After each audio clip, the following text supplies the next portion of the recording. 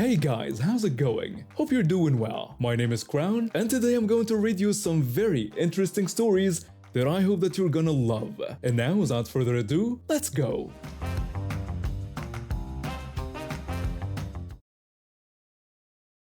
I'm in my late 40s now, and I've seen enough nonsense in my life that not much surprises me anymore. My hair's going gray, I'm built like someone who's done manual labor their whole life, and my face naturally settles into what my kids call that look. You know the one. The look that says I'm done with whatever is about to happen before it even starts. So there I was on a Saturday morning, doing laundry like any responsible adult. Everything I owned was either in the wash or still wet in the dryer, which left me with exactly one outfit: a dark gray shirt, black jeans, and my old work boots. Not my first choice for running errands, but I needed masonry lime for a project in my backyard, and I wasn't about to wait around in my underwear until the laundry finished. I've been working on repairing an old brick wall behind my house for the past few weeks. My grandfather built it decades ago, and it was starting to crumble in places.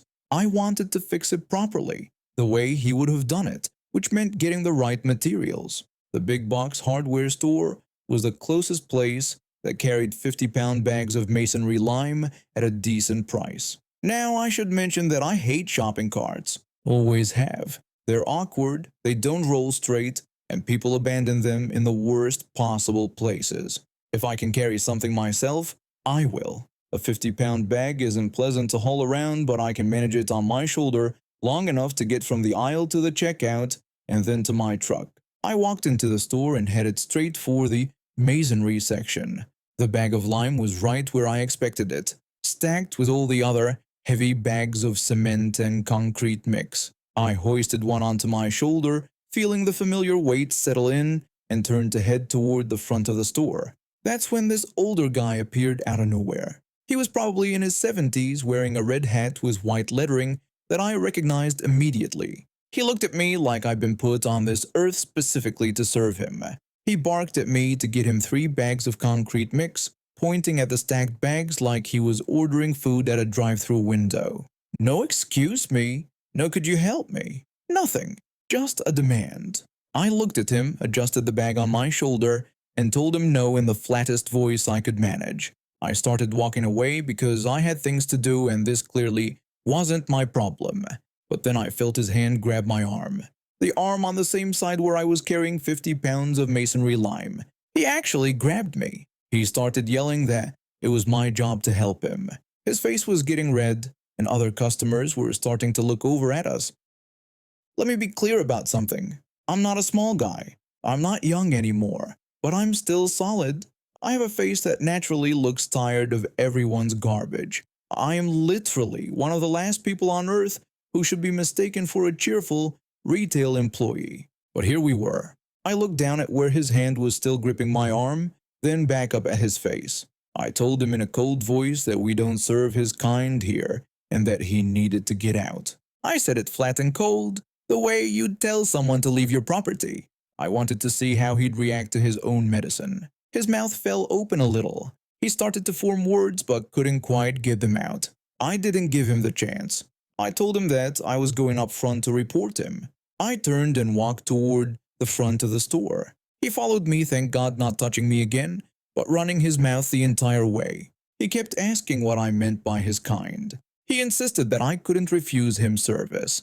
He demanded to know who I was to talk to him that way. The questions kept coming, each one more indignant than the last. He seemed genuinely confused about why someone would speak to him the way he'd been speaking to others.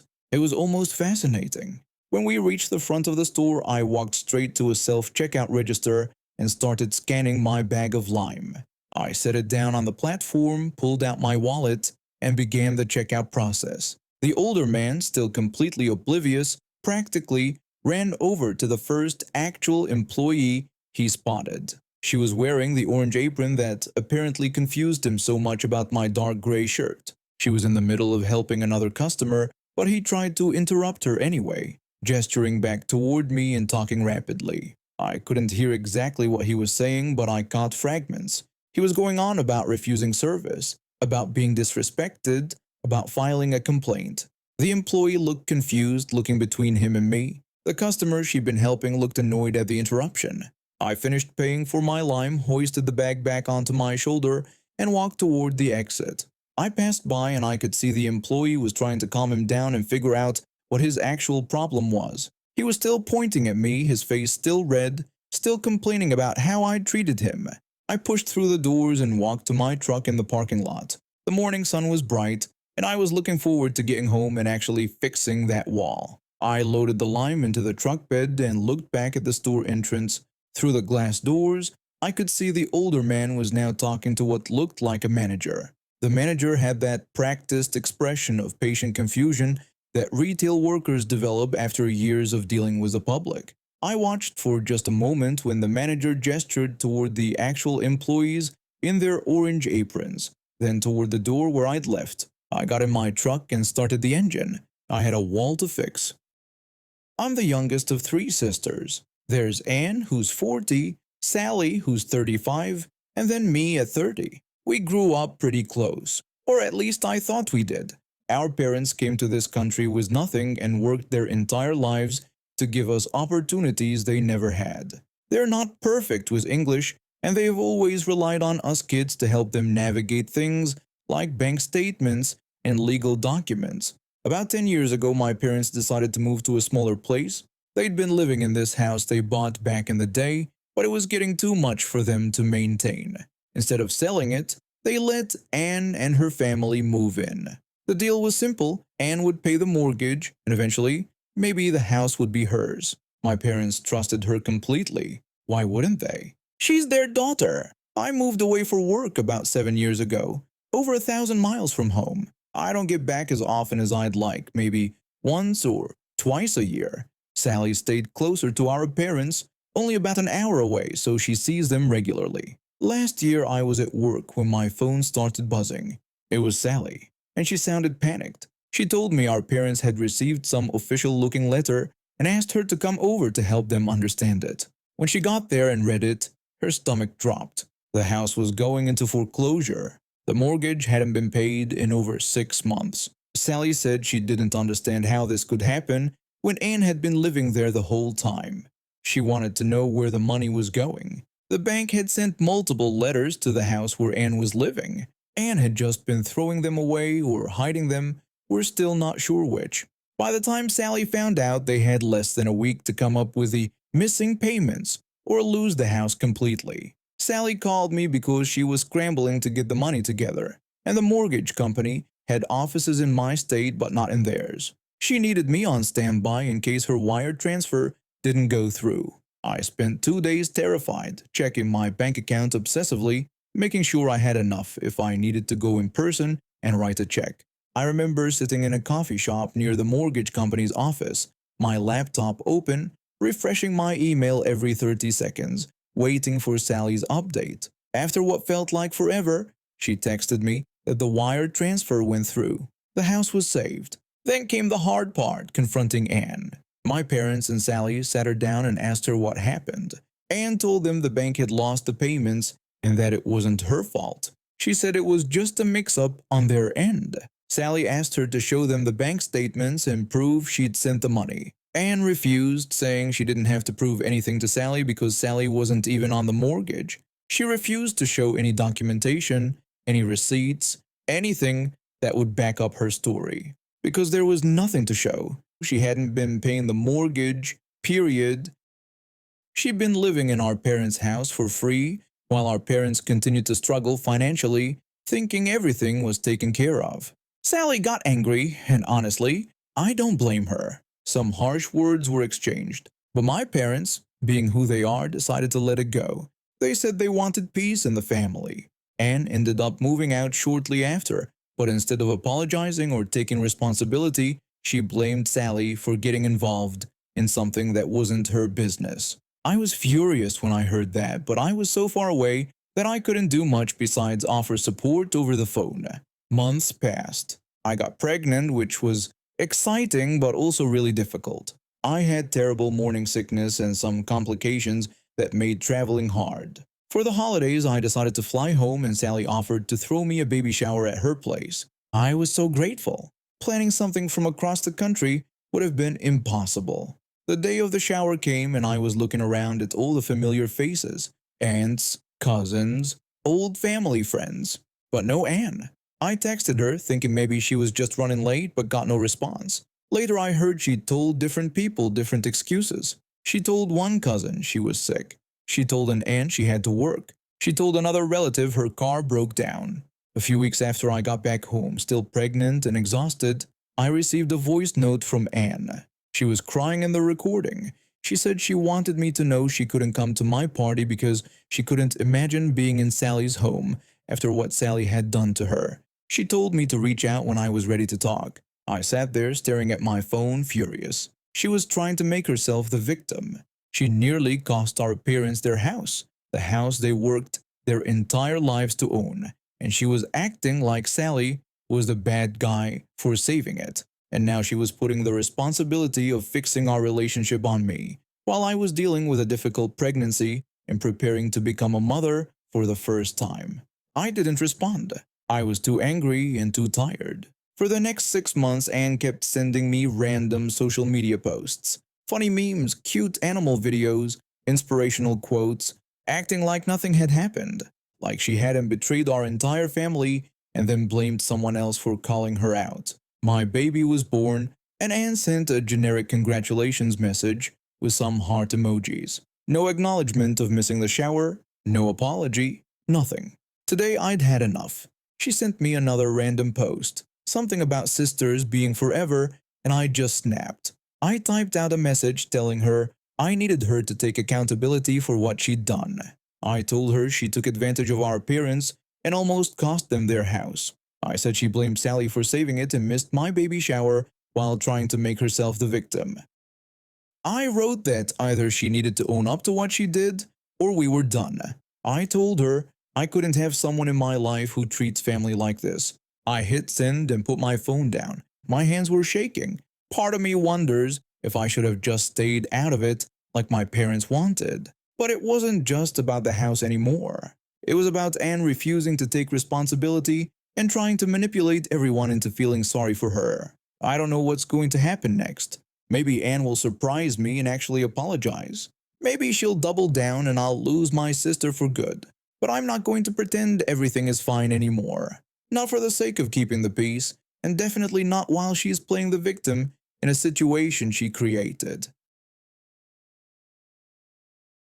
I'm a highway patrol officer and it was around 3 in the afternoon, and I was parked in my usual spot off Route 47, running radar. Traffic was light, just the occasional sedan or pickup cruising by. That's when I spotted an older car with a busted headlight coming toward me. Both headlights were in rough shape. One was completely shattered, the other had a big crack running through it. It was a safety hazard, especially with evening coming on in a few hours. I pulled out and hit my lights. The car took its time pulling over, which already had me a bit on edge. When someone delays like that, you never know what you're walking into. Could be they're hiding something, could be they're just panicking. Either way, it puts you on alert. The car finally stopped on the shoulder, and I approached the driver's side window. Behind the wheel was a woman in her mid-40s, wearing sunglasses despite the overcast sky. Her jaw was already set in this tight, angry line before I even said a word. I kept it professional and friendly, greeting her and asking for her license and registration. She didn't move, just stared straight ahead like I wasn't there. I repeated my request, explaining that I needed to see her documentation. She asked what she'd done wrong, her voice flat and hostile. I told her that both of her headlights were broken and that it was a safety violation. She said they were fine. I could see the shattered glass from where I was standing. One headlight was just a hollow socket with jagged edges. I pointed out again that they weren't fine and that I needed her paperwork. She huffed and threw open her glove compartment, yanking out papers and her license like I'd personally offended her entire family. She shoved them at me without looking in my direction. I went back to my cruiser and ran her information. Clean record, which surprised me, given the attitude. No previous tickets, no warnings, nothing that would explain this level of hostility over a simple traffic stop. I wrote up a fix-it ticket for the headlights, not even a major fine, just a requirement to get them fixed and show proof. The ticket itself had no monetary penalty attached as long as she complied within 30 days. Honestly, she was getting off easy. When I walked back to her window, she snatched the ticket before I could explain anything. I started to explain that this was a fix-it ticket and that she'd need to repair her headlights within 30 days. She cut me off, claiming this was harassment. I kept my voice calm and told her that her headlights were a safety issue and this was standard procedure. She declared she wasn't paying the ticket. I explained that she wouldn't have to pay anything if she just got the headlights fixed and provided proof. That's how fix-it tickets work. She crumpled the ticket in her fist and threw it on her passenger seat. Then she started her engine. I told her to drive safely and walked back toward my cruiser, already thinking about my next patrol loop. That's when I heard her door open. I turned around and saw her walking toward the shoulder where loose gravel and rocks lined the edge of the pavement. She bent down and picked up a rock. Not a pebble, a legitimate rock, probably the size of a cantaloupe with jagged edges. I ordered her to get back in her vehicle, my hand moving toward my radio. She didn't say anything. She just turned and hurled that rock straight at my cruiser. The windshield exploded. Glass went everywhere, the impact spider webbing across the entire driver's side. I stood there for half a second, genuinely shocked. In 7 years on the job, I'd never seen anything like it. The damage was extensive. The entire windshield would need replacing. I shouted at her to drop whatever she was holding and get on the ground, but she wasn't done. She picked up another rock, smaller this time, and threw it at me. It hit my shoulder, then another. This one grazed my head, and I felt a sharp sting above my ear. Blood started running down the side of my face. I called it in, telling dispatch I needed backup on Route 47 at mile marker 32 because a driver was assaulting an officer and had thrown a rock through my windshield. Karen was still going, grabbing more rocks from the roadside and launching them in my direction. One hit my chest, another bounced off the hood of my cruiser. She was screaming now, just incoherent rage. Something about how I had no right to stop her, how she knew her rights. I moved toward her, trying to close the distance before she could grab another rock. She wound up with one more, but before she could throw it, I got hold of her arm. She tried to twist away, still yelling, and I had no choice but to take her to the ground. She fought the entire time, kicking and trying to bite. I got her on her stomach and cuffed her while she screamed about lawsuits and police brutality. My head was throbbing where the rock had hit, and I could feel blood trickling down behind my ear. My uniform shirt was torn where another rock had caught the fabric. Backup arrived maybe 3 minutes later. 2 officers I knew pretty well came running over, and one of them looked at my cruiser with wide eyes. The first officer asked what had happened. I explained that she'd thrown a rock through my windshield, and then threw more at my head. The second officer asked if I was serious. They helped me get her into the back of their car while she kicked and yelled the whole way. One of them took photos of my cruiser and the rocks still scattered on the shoulder. He collected the largest rock as evidence, the one that had gone through my windshield. The other officer checked my head wound and said, "I probably need stitches." An ambulance showed up about 10 minutes later. The paramedic cleaned the cut and confirmed I needed to go to the hospital. I gave my statement to my supervisor, who arrived on scene, explaining everything that had happened. He looked at the dash cam footage right there on his laptop. The entire incident was recorded, from the initial stop to her throwing rocks. She got charged with destruction of property, assault on a police officer, resisting arrest, and a few other things I didn't keep track of. My cruiser had to be towed because the windshield damage made it unsafe to drive. The windshield cost over $2,000 to replace. I spent 4 hours at the hospital getting stitches for the cut on my head. 7 stitches total. They also checked me for a concussion since I've been hit in the head with a rock. I ended up fine, just sore for a few days. I heard later that she tried to claim I provoked her, that I'd been aggressive during the stop. The dash cam footage told a different story. It showed me being professional the entire time, right up until she started throwing rocks. Her lawyer tried to argue that she'd had a mental break, but the prosecution pointed out that she'd been coherent enough to know what she was doing. She ended up with 18 months in jail and a fine of over $5,000. She also had to pay restitution for the damage to my cruiser. Her license was suspended for 3 years. The whole thing could have been avoided if she'd just accepted a simple fix-it ticket. Instead, she turned a minor violation into multiple felonies. I've been living in this apartment complex for about 8 months now, ever since I moved here for my new job at the call center downtown. When I first toured the place, the landlord mentioned that the laundry room was shared between all 20 units. 4 washers, 4 dryers seemed reasonable enough at the time. I figured people would be respectful, maybe leave a note if they needed to step out. The usual courtesies you'd expect when sharing communal spaces. There's this one woman who lives on the second floor. She's probably in her late 40s, always wearing these velour tracksuits like it's still 2003. The first time I saw her in the laundry room, she had 3 washers going at the same time while her laundry baskets were lined up against the wall like she was running some kind of industrial operation. I didn't think much of it then. Maybe she was just behind on laundry. We've all been there, but then it kept happening. Every single time I went down there, she had multiple machines occupied.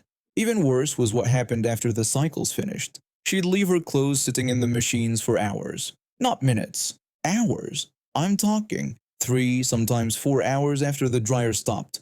Her dry clothes would just sit there, taking up space while the rest of us had to wait or trek to the laundromat 3 blocks away. I tried being patient. I really did. The first few times, I'd just come back later, even if it meant doing my laundry at 10 at night on a work night. But after 2 months of this pattern, I started getting frustrated. Other neighbors were complaining too. I'd hear them in the hallway, muttering about how inconsiderate some people were. We all knew who they were talking about. One time, this college kid from the 3rd floor gently moved her dried clothes to the folding table so he could use the dryer. You'd think he committed a felony. She stormed into the laundry room while he was loading his wet clothes and lost it. She stood there yelling about how dare he touch her personal belongings. The kid looked terrified. He apologized over and over, even though he'd done nothing wrong. After that, everyone became too scared to move her stuff. Everyone except me, apparently. Yesterday was my breaking point. I'd worked a double shift because 2 people called in sick, and I was exhausted. All I wanted was to wash my work uniforms, and maybe my bed sheets if I had enough quarters.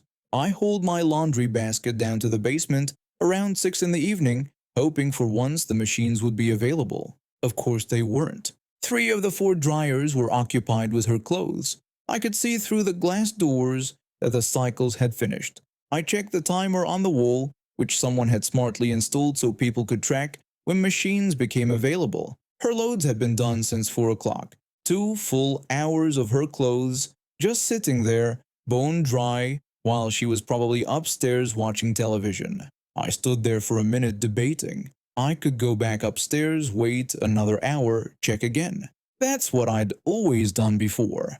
But I was tired, my feet hurt, and honestly, I was just done with her entitled behavior. The laundry room is a shared space. We all pay the same rent. We all have the same right to use the facilities. So I did it. I opened the dryer doors and carefully transferred her clothes into one of her many laundry baskets that were sitting right there. I wasn't rough about it. I didn't throw anything on the floor. I even made sure to fold a few items that looked like they might wrinkle.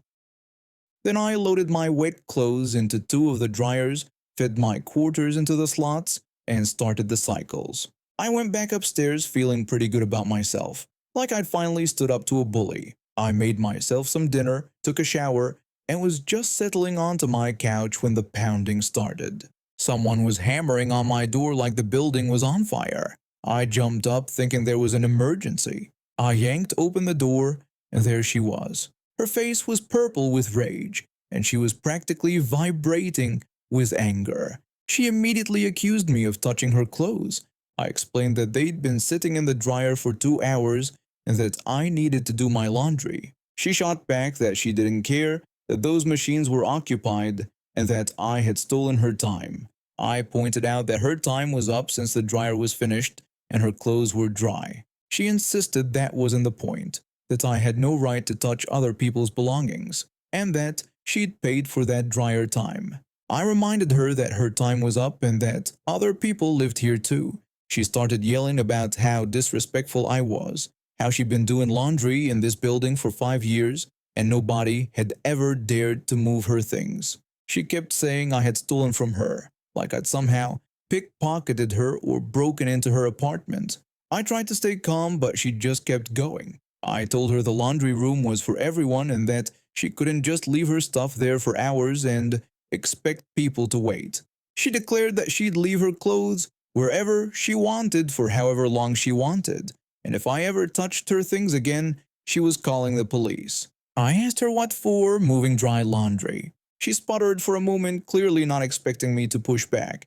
Then she threatened to report me to the landlord, to get me evicted, to make my life miserable. I'd had enough. I told her to go ahead and report me, and that while she was at it, I'd let the landlord know she'd been hoarding the machines and harassing neighbors who tried to use them. Her mouth dropped open. Before she could respond, I shut the door. She stood there for another minute, pounding a few more times, but eventually I heard her stomp away. This morning I found a notice slipped under everyone's door. New laundry room rules, courtesy of management, maximum machine time posted clearly. Clothes left more than 30 minutes after cycle completion can be removed by other residents. Repeated violations will result in loss of laundry room privileges. I've been working at the retirement village when this happened. After finishing my hospitality diploma and bouncing between cafes and restaurants, I needed something with better hours and less weekend work. My sister had just had her first baby, and I wanted to be around for family events instead of missing every birthday and holiday. The village seemed perfect. Regular hours, decent pay, and honestly, I liked the residents. They had stories that made my problems seem small. The retirement village was one of those fancy ones with individual units and a big communal restaurant where residents could eat if they didn't feel like cooking. My role covered a bit of everything: setting up the dining room, helping serve meals, organizing events, and making sure the residents were comfortable and happy. That's how I got to know her. She'd been living at the village for about 18 months when I started. Sweet woman. Always polite, always grateful for the smallest things. But there was this sadness about her that I couldn't quite place at first. She ate most of her meals alone in the dining room, rarely had visitors, and her room was surprisingly bare compared to other residents who had photos and knickknacks everywhere. It took me a few months to piece together what was happening. Her family lived 15 minutes away. 15 minutes. I timed it once when I had to drop off some paperwork they'd forgotten to collect. Yet they visited maybe once every 2 months if we were lucky. When they did visit, it wasn't really a visit. They'd sweep in, spend 20 minutes complaining about traffic or work, and leave. The real problem became clear when she started asking me and other staff for basic things. She needed new clothes because the ones she had were threadbare and didn't fit properly anymore. She wanted to replace her broken reading glasses. Simple stuff, but her family had power of attorney for everything: financial, personal, health, the whole lot. We couldn't just go buy her things with village funds. We had to contact them. They never followed through. We'd call, they'd say they'd handle it, and weeks would pass. I started noticing other things too. She'd mention a nice watch her husband had given her, or a ring, or these earrings she loved. All gone. Her family had taken them for safekeeping apparently. Right. I started keeping a log of everything we requested from them. New slippers because hers had holes in them. A proper winter coat because hers had gone missing. Toiletries that she liked instead of the generic ones we provided. The list grew longer every month. Nothing ever came. One time her daughter-in-law showed up wearing a bracelet that she swore looked exactly like the one her late husband had given her. She didn't say anything about it, but I saw her stare at it during the whole visit. Her eyes got watery and she looked away. I asked my manager if there was anything we could do legally. She'd already looked into it. Because they had power of attorney and technically weren't doing anything that met the threshold for legal intervention, our hands were tied. It made me furious, but what could I do? The other staff felt the same way. We'd pool our own money sometimes to get her little things: a magazine she liked, her favorite biscuits, a nice scarf for winter.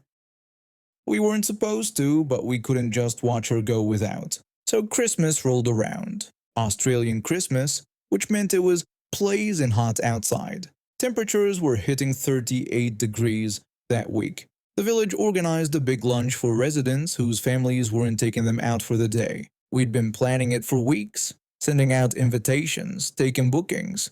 The invitation said to bring a jumper because we'd be cranking the air conditioning. With people constantly coming in from the heat, we needed it cold inside to keep everyone comfortable. We'd booked about 40 residents and their families. The dining room was decorated with tinsel and a big tree in the corner. We'd even hired extra staff to help serve. The morning of Christmas, I was helping set up when my manager pulled me aside. She told me that her family had just called, saying they were coming to lunch and bringing her along. I asked if they'd bothered to book ahead. My manager said of course they hadn't. I told her how unbelievable that was. This was the first time they'd shown interest in spending Christmas with her in the 2 years she'd been at the village. Last year they promised to pick her up and never showed. She'd spent the day in her room crying. We'd found out later they'd decided to go to the beach instead and forgot to tell her. But we found space for them this year. We always did. When they arrived around 12:30 p.m., I was at the entrance greeting families. They walked in and immediately I could see they were underdressed. Everyone else had cardigans or light jackets. They had nothing. The son was in a t-shirt and shorts. His wife wore a sundress. Their teenage daughter had on a tank top. I showed them to their table, making sure she was wearing a nice warm cardigan I'd found for her earlier. I'd also dressed her in a proper outfit, not the worn-out clothes her family had left her with. She looked happy, probably just grateful to be spending Christmas with her family for once. When I was seating them, I noticed the main air conditioning vent was right above a table in the corner. Perfect spot. I told them I thought they'd all be comfortable there. The son barely looked at me, already scrolling on his phone. I got them settled and went back to my duties. The lunch was going well. Residents were chatting, families were laughing, and the food was coming out perfectly. Our chef had done an amazing job with the roast turkey and ham. Then, about 10 minutes after I'd seated them, the son and his wife walked up to me near the kitchen. The son asked if I could please turn down the air conditioning because it was too cold. His wife nodded along, rubbing her arms. Their daughter stood behind them, looking miserable. I told them it was no problem and that I could do that. I walked straight to the thermostat. It was set to 20 degrees. I turned it down to 16. The son smiled at me when I passed their table again. I gave him a cheerful nod. The difference was noticeable pretty quickly. Their table got colder. They kept shifting in their seats, trying to warm up. The daughter asked her father something and he shook his head.